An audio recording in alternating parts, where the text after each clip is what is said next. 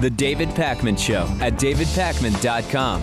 Welcome to the show. Hi to everyone watching live from the We Survive Bush, You Will Survive Obama Facebook page and the I Love It When I Wake Up in the Morning and Barack Obama is President Facebook page. Check out both of those.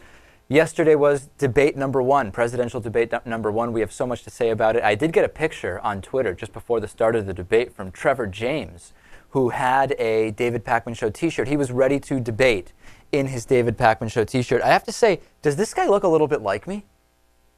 A little bit. Yeah, there seems to be somewhat of a resemblance there. But anyway, Trevor sending in his picture, ready to go for the debate with his David Pakman Show t-shirt. Here's my general thoughts on this debate.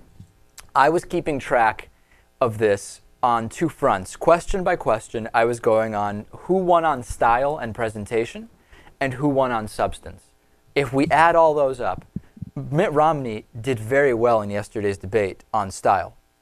On substance, President Obama told way less lies, and he was much more in line with the reality of the situation. Now, the problem is that doesn't really matter. If you see a transcript, if the only debate people absorbed was through reading a transcript of it, Mitt Romney's answers and flip-flopping would have been completely unintelligible, and President Obama would have absolutely dominated that debate.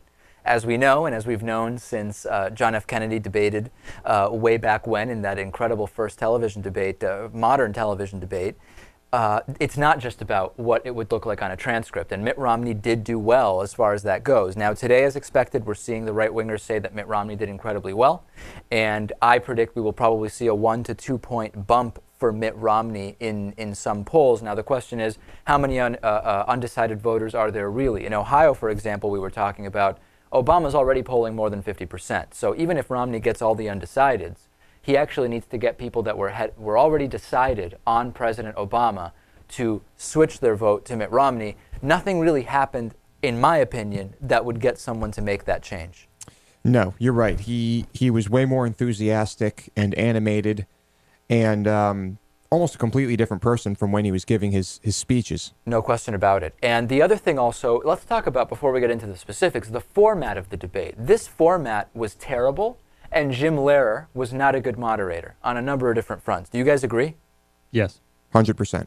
Number one, the format of the debate essentially allowed and fostered the citing of talking points in a vacuum and not really pointing out from President Obama, even though for reasons we'll get into, he didn't seem to want to point out the incompetence and flip-flopping from Romney on every single issue. So Jim Lehrer tried, let's be honest, Jim Lehrer tried, number one, to be remotely in control of the debate, but number two, to get them to address each other. During that first question about jobs, how would you create jobs, Jim Lehrer said, respond directly to what he said. I think he said it to Obama, or maybe said it to Romney.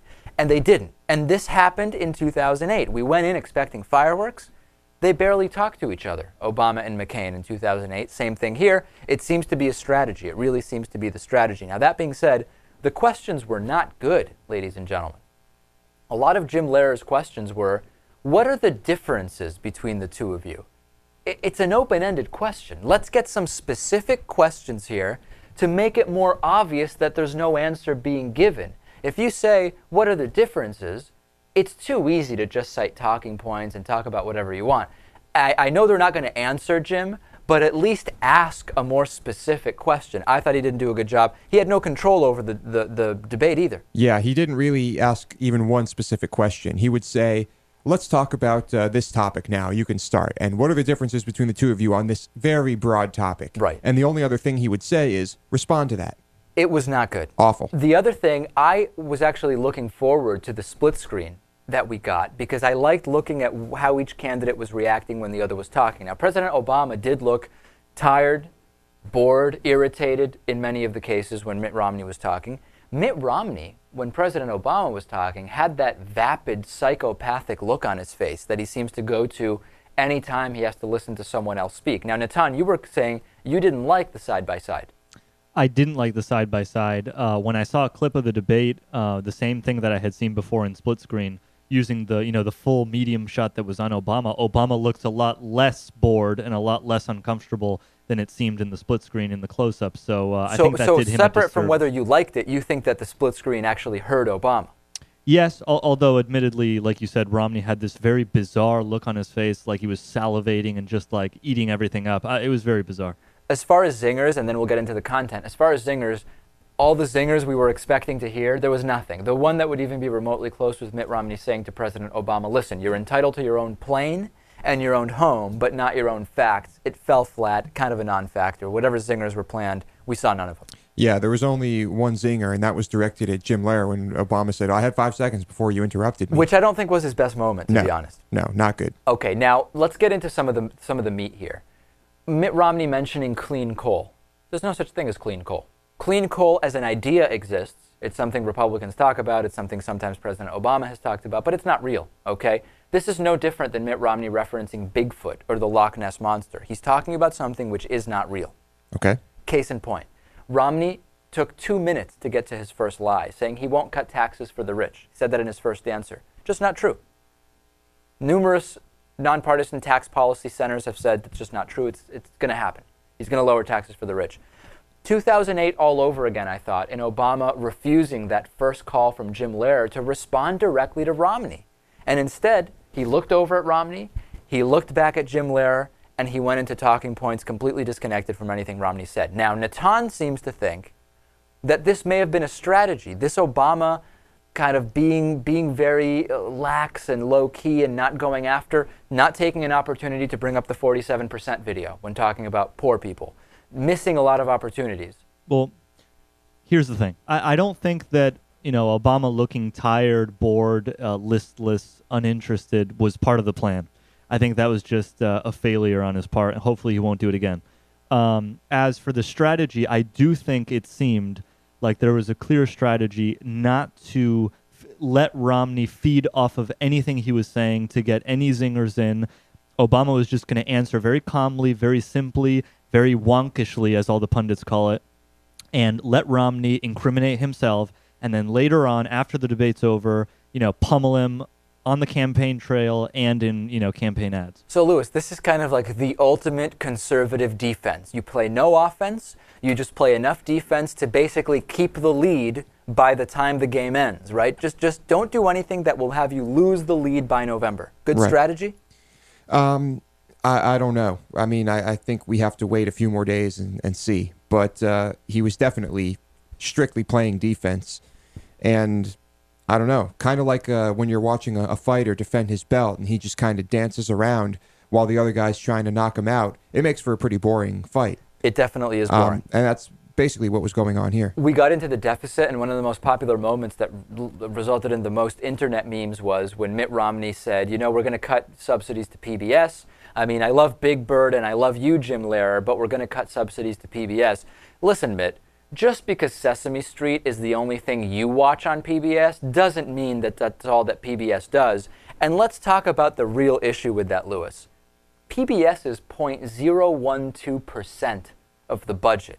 The idea that this is even a good strategy to say let's cut PBS is absurd because it is just nothing. It's not, to call it a drop in the bucket would be to hugely overstate the importance of PBS as part of the budget. You could probably close one military base in a country that we have no stake in and save more than that. And save 100 times that. Yeah. No question about it. No question about it. I didn't like the fact that when we started talking about deficits during the debate, President Obama didn't just say, listen, whatever you're going to say about the deficit and trillions and this and that, I am the president who has grown the deficit by the smallest amount since Eisenhower, according to nonpartisan research. Didn't say it. And again, Natan, you think maybe it's just about don't say anything that could then be used in a political ad. Well, it's funny. Later on we're going to interview Dennis Campbell, and he, as we know, he has a theory about what might have happened here with Obama's tired look, but we'll get into that later. I don't know. I think that overall this was a strategy. I think in part it failed because Obama seemed to be just, like he didn't want to be there. And let me point one more thing out. Some of the pundits have said, and I kind of think that this might be true, that, what's going on is that Obama really dislikes Romney on a personal level. He just hates this guy. When he's talking to his aides about him, he just sees him as as a total unprincipled, just opportunist. And it kind of seemed like during some of those, cutaway shots or during the split screen that he was just fed up with this guy, and he had that half smile trying to cover it up, and I think it showed. He definitely seemed fed up, but you'd think that he would be able to control that better. Don't you think, Lewis? I mean, when you're at this level, I think everything is calculated. And the thing that we will hear later from Dennis that he brought up is interesting. I didn't think about that. But you have to assume that everything was executed as planned. Whether or not those plans were a good idea is to be seen. Okay, best and worst. Mitt Romney's best answer was on the Constitution. Problem is, he started talking about the Constitution to avoid answering a question about public education. So great material, except it was a clear redirect. President Obama's best was on Obamacare, no question about it. Number one, embracing the term Obamacare and deflating it from even being a negative term is something we've been doing for a long time. I'm glad he finally is doing it. Number two, Mitt Romney basically admitted that he is for the voucherization of Medicare. Is Mitt Romney going to win Florida or even get votes back in Ohio by talking about voucherizing Medicare? Well, he tried to calm people down by saying, listen, if you're on Medicare or about to receive Medicare, nothing's going to change. So if you buy that... Only because he won't be able to destroy it quick enough. Right. So it's not by anything. Right. Yeah.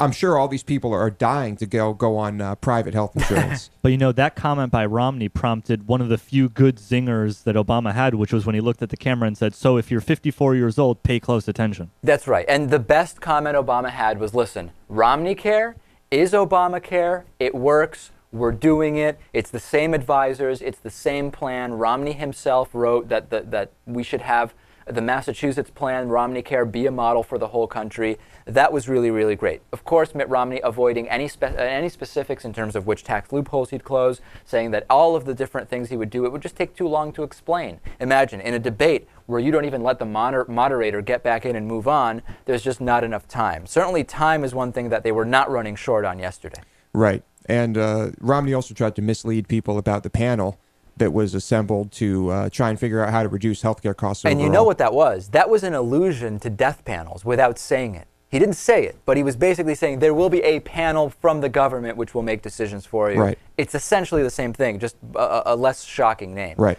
Conclusions about the debate, okay? I really hope that President Obama does go on the offense in the next round, although I understand why, strategically, he may not have really anything to gain by doing that, okay? Facts don't really matter on the right, and the numeric rebuttals that President Obama did are not really going to do anything. It's a bad visual, but again, maybe it's strategy. Maybe it is. What's becoming clear is Romney has no position on everything, okay? Romney says everything Obama does is wrong, and he wants to do the opposite, but he has no clue what that is, or at least he doesn't have the time to tell us, okay? That's really what we're looking at here. Romney was strong in the sense that he talked over the moderator, he lied, he didn't care whether he was lying or not, and he flip-flopped constantly. That's he did the bottom look line. more comfortable, though. You have to admit that. He looked more comfortable, no question about it. Okay, Mitt Romney, 27 lies, or you can call them myths. Think Progress is calling them myths, in 38 minutes, okay? This is everything from, I don't have a $5 trillion tax cut, okay? That wasn't true. Just wasn't true. The Tax Policy Center analysis says that there is going to be about a $5 trillion tax cut that he's putting in there over the decade. So that was a lie. There's 27 of these. Log on to thinkprogress.org and check it out. Let's just pick another one at random here. I don't know. What I support is no change for current retirees and near retirees to Medicare. That's not true. If you repeal Obamacare, 16 million seniors receiving preventive benefits without deductibles will no longer get that. That's a change. There's a number of other changes. 27 deceptions, lies, or myths in 38 minutes, Lewis. Let's just pick another one here. I don't know. If the president's reelected, you will see dramatic cuts to our military. Not true. Not true. If we're lucky, we'll see a reduction in the rate of increase in the military, but we're not going to see cuts to the military. No actual viable candidate has even really presented that. That's just not something that's viable right now. Right. Yet another one of the 27 lies in 38 minutes from Mitt Romney. Unreal. Can I just point one more thing out about this? Yeah. Someone on the live stream chat room has just suggested something that I was thinking, which is that, maybe the strategy here was to go really easy in the first debate using the strategy we talked about before, and then just go totally nuts in the second and third debates, which less people are going to watch anyway, but you're going to be more free to do what you want because Romney's going to have that much less chance of coming back before the election. Maybe so. I think the plan was simple. Take it easy. Don't do anything crazy. Play defensive and just observe. See what Romney does in the first debate, and then you can, you're in no rush to do anything brash. Before we go to break, Ann Coulter was on Fox and Friends this morning, and she said, inadvertently making a really bad joke, and I'll tell you why.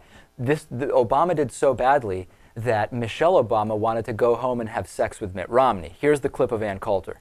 He looked depressed. He looked anemic, those big ears poking out. The first time I watched the debate, I was mostly listening to it, and Romney was killing. And then I watched it again, and toward the end was actually watching it, and the visual made it so much worse. Obama was depressed and looking down. You could see at the end of that debate, he knew that, anniversary or not, Michelle wanted to go home with Mitt. And let me just tell you, when you... So hilarious stuff from Ann Coulter as always, but what's funny about that? Well, number one, going with the ad hominem, Obama's got big ears, but is Ann Coulter suggesting that Mormons are polygamists? Michelle Obama joining as another one of the wives of Mitt Romney? A really stupid joke to make if you are already, if you're supporting the candidate that's being accused of polygamy. Not well thought out. Not well thought out at all. And of course, he's not being accused of polygamy. Of course, his grandfather. DavidPakman.com/debate. Get a free t-shirt with a yearly membership. We'll take a break. Plenty more after this. Stay tuned.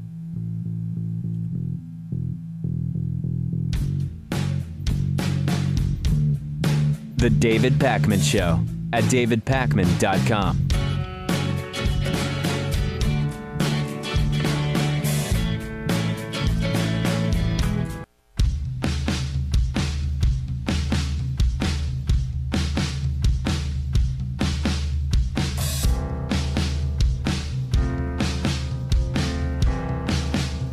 Welcome back to the David Pakman Show. Today's new David Pakman Show member of the day, made possible in part by liberalbias.com. Have you ever noticed there's more left arrow traffic lights than right arrow traffic lights? Everybody knows left means liberal.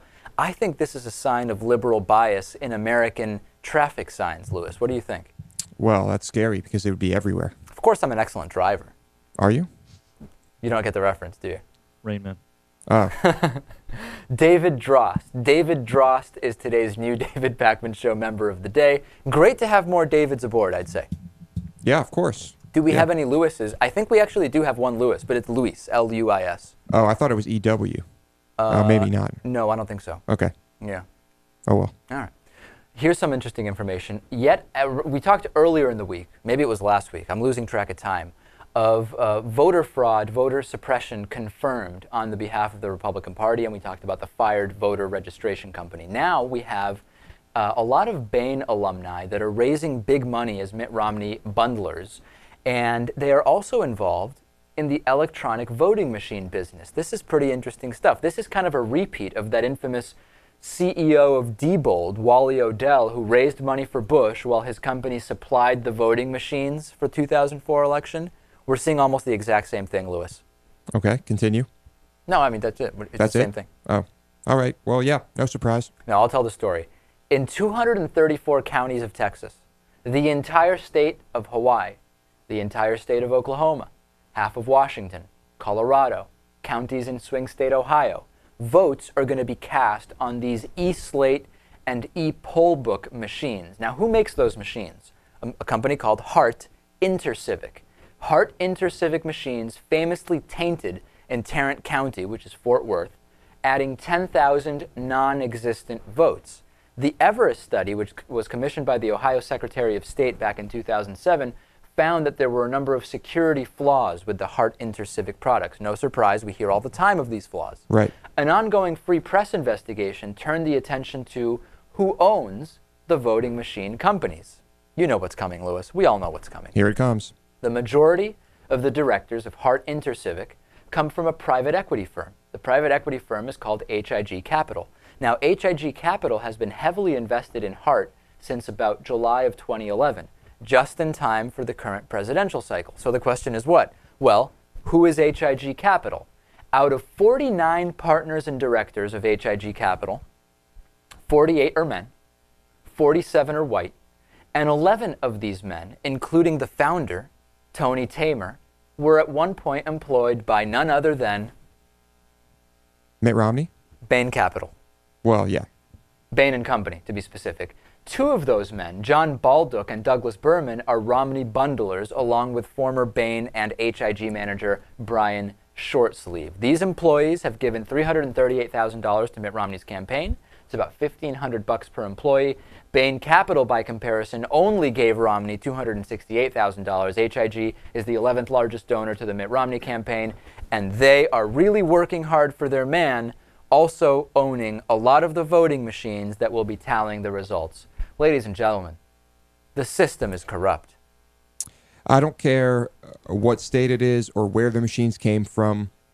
There should not be machines. You think we just need paper ballots? Absolutely. You know why? Because yeah. If people are going to falsify things, it's a lot harder to falsify 10,000 handwritten ballots. It is. Than it is doing this on a keyboard. Yeah, but local news needs the results by 11 p.m. Eastern. Don't care. Don't care. So, ladies and gentlemen, that's what's going on. You need to be aware of this. You need to be aware of all the voter suppression and election fraud that's going on. Quick story here. We have a mutual friend, Lewis, who works for a train company. Train company most people are probably pretty familiar with, Amtrak. And it turns out he was having a conversation with one of his coworkers. We won't mention any names here. And he said to his coworker, "Who are you going to vote for?"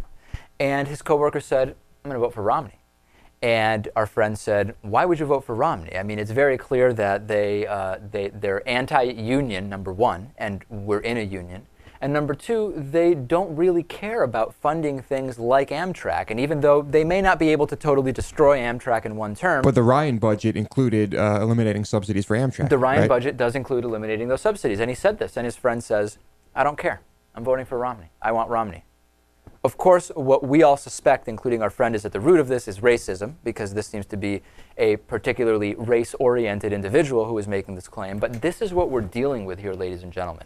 The epitome of voting against your own best interest. And why? I don't know. Has this individual been brainwashed? Does this individual think that the country will be better off if we don't have a half-black president? I don't know. I don't know what he thinks. And there's a lot of this out there. But I mean, I'm sure there are plenty of people who, although the vast majority of people who are voting for Romney probably have no idea that they're voting against their best interest, I assume there's a lot that do. And that is probably exactly what they're thinking. I don't care. No question about it. Yeah. Sad. And this is what we're dealing with in a lot of the swing states. He's voting here in Massachusetts. Not going to matter. Right. In Ohio, we're talking about an important thing. Yeah. Republican congressional candidate Brad Stats is running for U.S. Congress.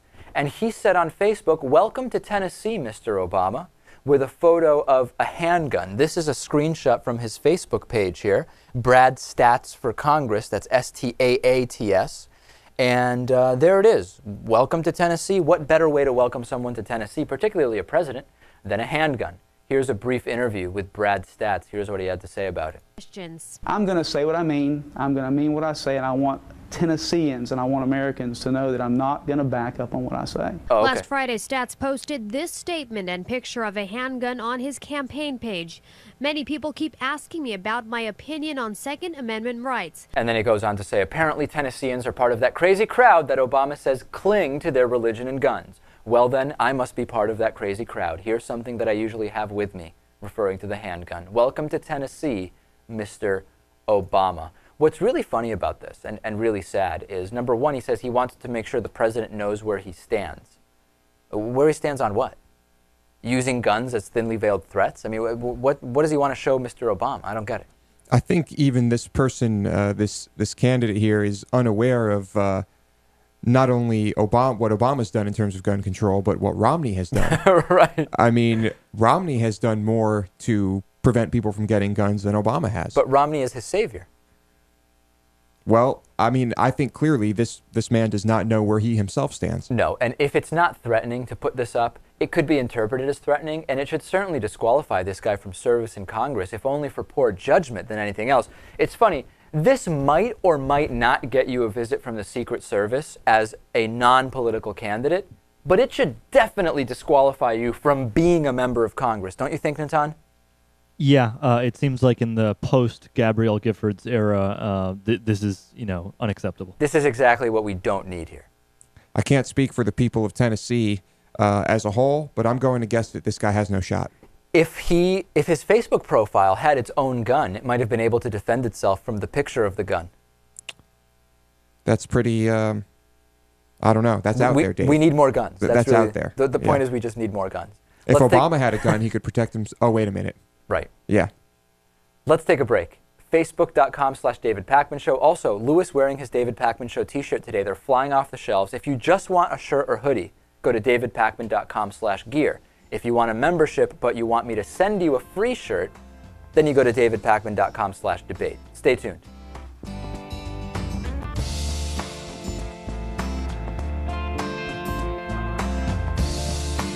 The David Pakman Show at davidpakman.com.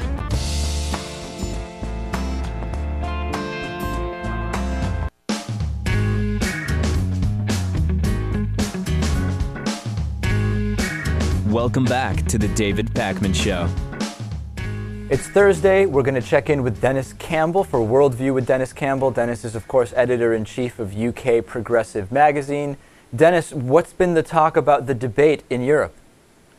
Well, I think much similar to what you've heard there without some of the hyperbole. I listened, and of course, you have to keep in mind here in the UK, the debate ended at 4 o'clock in the morning, so people were a bit bleary-eyed by that point, present company included. And when you get to the end of a very long evening where you've been sort of listening to different streams, I followed the BBC, Al Jazeera, and CNN. At some point, I actually had to turn CNN off because of the noise level, and by noise, I mean just the chatter between the various very partisan supporters was so ridiculous I had to stop. Katty Kay from the BBC, and I think you're most used to seeing her. She's the U.S. editor of BBC America, interviewed Michael Scherer from Time Magazine, and they had a very good discussion on the front steps of the auditorium last night. And the basic conclusion was, yes, Romney did reasonably well with the debate itself. But the problem is that he was really lacking in the area of substance. And at the end of the day, both of them felt it would not be enough to move the poll dial, because even as some of the people here at The Guardian were saying, I'm reading off the screen here from some quotes from Gary Young, who's one of the Guardian's correspondents there in the United States. After several reboots and rollouts, Romney finally found his voice. He wasn't likable, but he was believable, and he's still in the game. And then Ewan McCaskill, who's also a very big America's writer, said it was a spirited and aggressive performance that forced Barack Obama repeatedly onto the defensive. It will at least change the growing perception of Romney as a loser, even if only temporarily. And the people I've talked to, and I've talked to people also throughout the Mideast who are petrified of the thought of a Romney presidency, they all came to the same conclusion that, yes, he had a good debate performance, but the man has been rehearsing for this debate since July. And if you can't go through, I think he went through 5 full debate preps, 90 minutes each over the course of the last 48 hours. If you can't come out with a very strong performance as a result of that, and you need that much preparation time for something that's supposed to be reasonably spontaneous, then you shouldn't be in the race. So the consensus seems to be that the way I scored it seems to be similar to what's being discussed in Europe, which is on substance, President Obama did well, kind of the reading test. If you were to simply read a transcript of the debate, what impression would you come away with? But on style, Mitt Romney appeared more comfortable. Are people also talking about this idea that President Obama seemed, whether it's annoyed, tired, whatever the case may be, are those kind of qualitative discussions going on?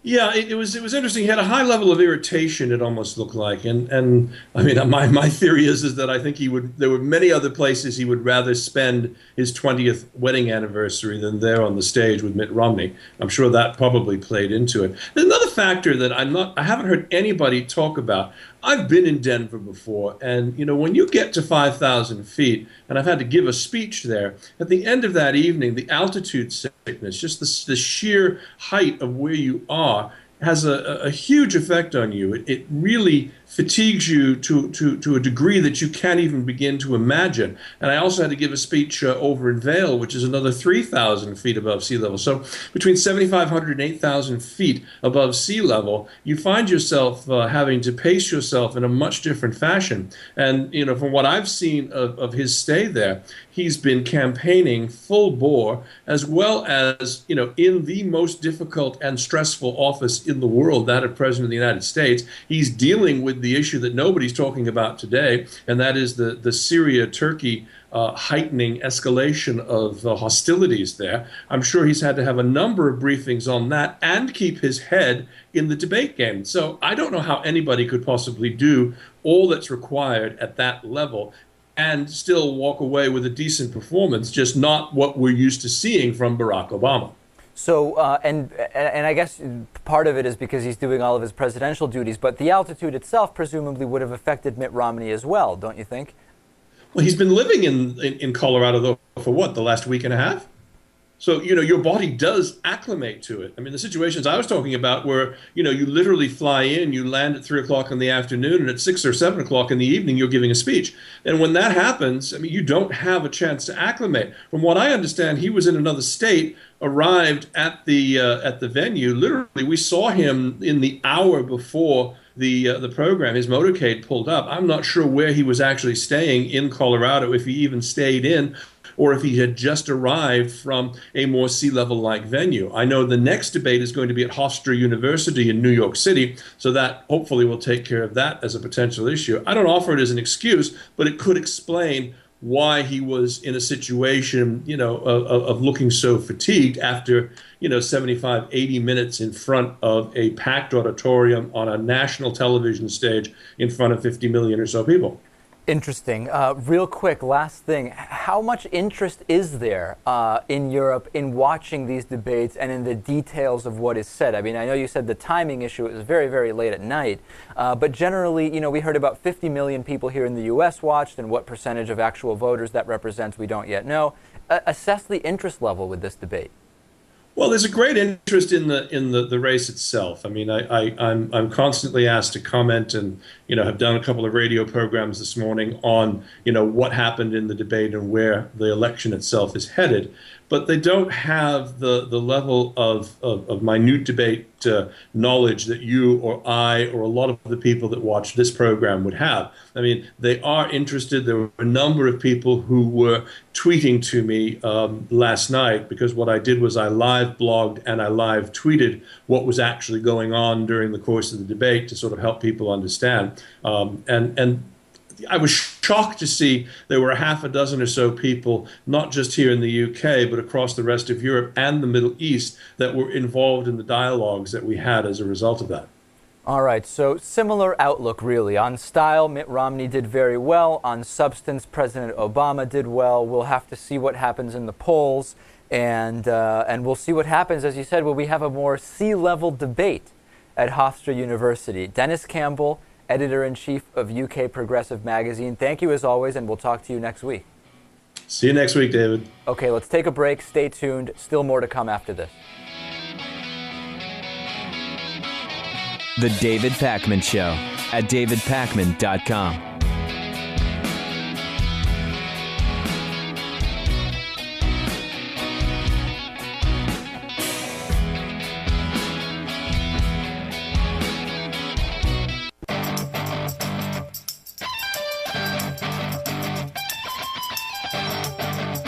The David Pakman Show at davidpakman.com. Welcome back to the David Pakman Show. Tomorrow is the last day for the David Pakman Show Debate Membership Special, where if you sign up for a one-year membership, I'll send you a free t-shirt. It can be the color of Lewis's, could be the size of the one Lewis is wearing, but could also be whatever size fits you or whatever color you prefer, and we have them in the women's style. Lewis, one day you should wear the women's style just to show people what it's like. Unlikely. People are probably wondering, what would that be like? I don't know what it would be like, but I'm not going to do it. Very good. Okay. The TSA took a woman's Smirnoff vodka at about 7:30 in the morning. Here's a picture of her. And America Blog is reporting that Adam Connor personally witnessed this at Dulles Airport just outside of D.C. And after her Smirnoff vodka was confiscated, she started drinking it and offering shots to other passengers. Now, bear in mind, it was 7:30 in the morning. This would be perfectly reasonable behavior if it was a 7:30 p.m. situation. But at 7:30 a.m., you're not going to start offering shots to people in the security line, are you? Well, I mean, if it's going to be confiscated, why not? What was really funny is I've been so conditioned that the TSA always does the ridiculous stuff that when I first read about this story, I thought it was that the TSA person who had confiscated the vodka was the one drinking it and offering shots to other passengers. Yeah, that would be a much more interesting story, I think. Didn't you once in a security line start offering organic kombucha and peat moss crackers to travelers before you had to throw those out? Actually, no. That didn't happen? No. You have a whole thing when you travel, right? I mean, you have a number of different routines and things that you do. Yeah, I mean, I wouldn't say they're really out of the ordinary. I mean, No. I have my music. I make sure I have like a big bag of trail mix or something so I don't get too hungry on the plane. Of course. And a big bottle of water. There you go. That's Now, it. at a lot of airports, you can't bring the water past security, though. No, I buy it after I go through security. Post-security, Yeah, yeah. $5 water. Gotcha. Right. Filtered tap water, typically. Yes. It's insane. But the only water I can get I past know. security. Yeah, it's crazy. Yeah. Although, you know what you can do? You can bring like a container like the one you have. Actually, Louis, hold up for the camera your water container that you bring here. Very eco-friendly. You could just bring that empty and then fill it once you get past security. That is true. There you go. But this might attract some attention. Yes, it might. So we'll see. The last thing you need is attention at the airport. See, the water bottles have good transparency. Right. Here's a really weird and disturbing story. Cassidy Goodson is a 14-year-old girl. She was pregnant. As far as what we know now, nobody knew she was pregnant, and she murdered her own newborn baby just minutes after it was born. It's a really despicable story, which I'll spare you the details of. You can definitely find them online. She had been wearing baggy clothes to hide the pregnancy from her family, apparently. Two aunts suspected that she was pregnant, but the girl's mother, Teresa Goodson, was, quote, in complete denial, according to the sheriff. What do you think of this, Louis?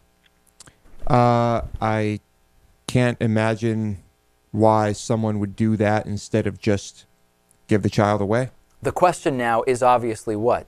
Do you charge her as an adult for this crime of murder, or do you not? And of course, the repercussions would be very, very, very different. Some saying that her age has to be taken into account and saying, listen, if a 14-year-old does this, it is clearly because of their support system, because they're not getting these ideas completely by themselves. On the other hand, others are saying, listen, you have to really, if she has the foresight to conceal this pregnancy, then really she is having some advanced level of thinking and therefore should be charged as an adult for what is a very heinous crime. I really don't know how I feel about this. I'm not sure which it should be. I'm tending to think if you're 14, you really are living in a world that is mostly shaped by your system, your support system, your surroundings. And that's really where the focus should be, not necessarily on this girl, as horrible as what happened is. Yeah, this was probably a girl who was terrified that she was pregnant, terrified of the thought of her parents finding out that she was pregnant, and who knows, terrified of the repercussions. You know the other thing to think about? Sex education, access to contraception. There's a lot of questions here that loop back into very political discussions about what was going on here, because we have to think about, ladies and gentlemen, if not in this situation, it makes us think of situations where if the family is not able to provide a support system, which clearly there was none from what we know, otherwise this never would have happened, would there have been resources that, if legally allowed, this girl could have availed herself of through her school or through somewhere else? We can't ignore that. Right. That could only help. Absolutely. Yeah. Very, very sad story. Since we have an extra minute here, I got another letter from Mitt Romney. A couple weeks ago on the show, I opened up a letter I'd received from Mitt Romney. It was a small envelope and it was a fundraising thing. They're scaling up. I've now received a second letter from Mitt Romney in a bigger manila envelope, and this one costs 2 stamps. The amount of money that's being spent by the Romney campaign to send stuff to me is increasing weekly. Isn't this a little weird? Yeah. What if this is like a personal letter from Mitt Romney saying, like, David, please stop talking crap about me on your show? I don't think it is. I'm opening it now. Let me do the Rush Limbaugh. You know how you always hear him shuffling papers on his show? Yeah. All right, let's take a look here. This is very similar to the last one. Again, a little envelope for me to send his contributions. He's not paying for the stamp. And, it talks about how much do I want to... Oh, no. You know what? This is a different fund. This one has a maximum contribution of $75,800, meaning that this is not the actual...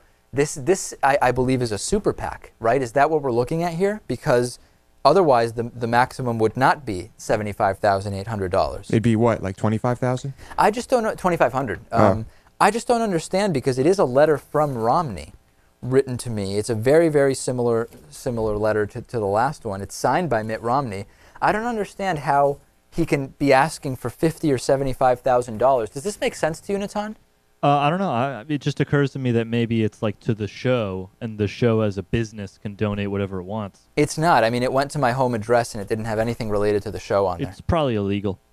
I mean, honestly, I don't know the details, but I thought that the candidate himself, this is a letter from Romney, presumably approved by Romney, is only allowed to ask for up to $2,500 per person. Why don't we not. follow up? Sorry, go ahead.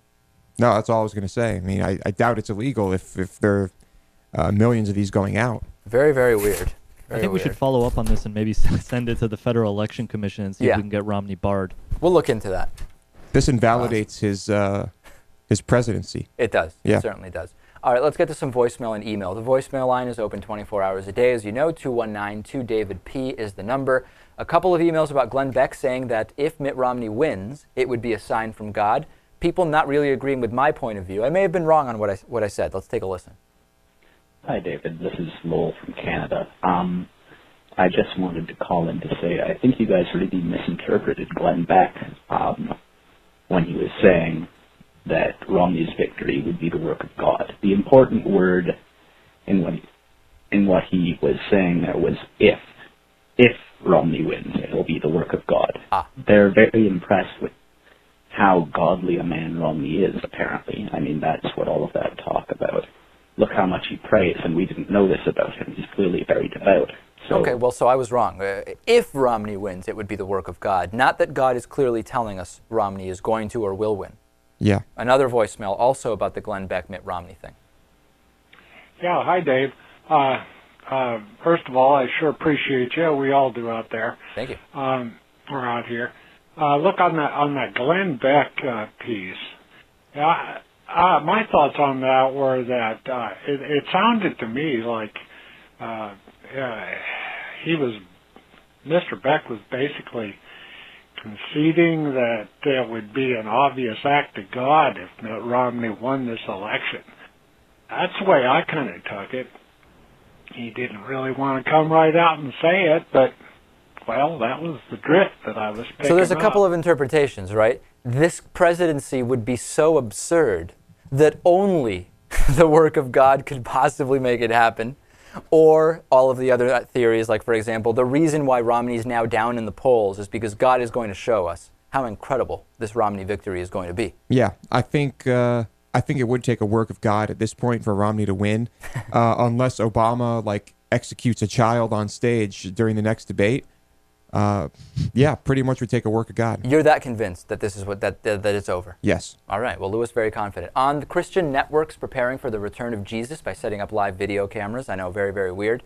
That's the point of having the cameras rolling. If they're going to heaven and won't be around to watch... Oh, I see. This one was written incorrectly. What's the point of having the cameras rolling if they're going to go to heaven and won't be around to watch the reruns? Morons. It is a little bit of a contradiction. Yeah, I mean, I'm under the impression that as soon as Jesus comes back, the rapture happens. Yeah. Then why do you even need to really film that? Can you take film with you? Do they have mini DV in heaven or hell? I don't know. They must. And Jesus, the Son of God, has already returned thousands of times. Just visit your local halfway house and talk to him. All right, yeah, I mean, I guess it's kind of a funny joke, but it's not really that funny to make fun of people with mental illness. It is interesting, however, how many people with mental illness do hyper-focus on the idea that they are God. Right. Or the Son of God. The idea is coming from somewhere, isn't it? Yeah. And sounds like they've been hitting the shrooms pretty hard. Maybe that's really, sometimes the simplest explanation is the most correct one, which is these are delusional people who are getting ready to film the return of Jesus. Perhaps in every copy of the Bible there is some type of hallucinogenic spore growing in the binding. I don't know. Maybe so. All right, we've got just one day left on davidpakman.com/debate. Get the free t-shirt with the membership so you'll get the bonus show, which comes up right after this show. Yeah. See you then.